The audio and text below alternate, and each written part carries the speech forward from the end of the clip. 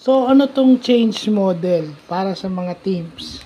So, yung change model daw is parang ito yung ginagamit nila on success ready teams.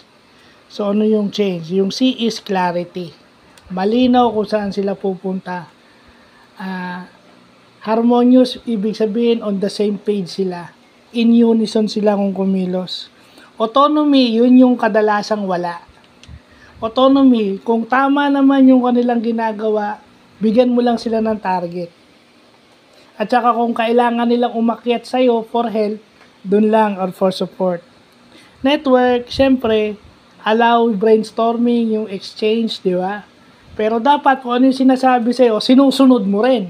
Hindi lang yung ikaw yung nagpapasunod. Pag ikaw naman ang kailangan sumunod, give and take yon. And then grit. Self-explanatory na yung grit. Walang susuko. And then, syempre, ilagay mo rin yung sarili mo doon sa kinalalagyan ng tao. Empathy. Hindi yung puro ikaw lang. O, di ba? Kasi hindi naman tayo pare-pareho ng sitwasyon. So, yun yung change model. No? Sa mga projects, may mga project teams, yan. Pwede yan. Yung change model na yan. So, mabutit na pag-aaralan natin yan.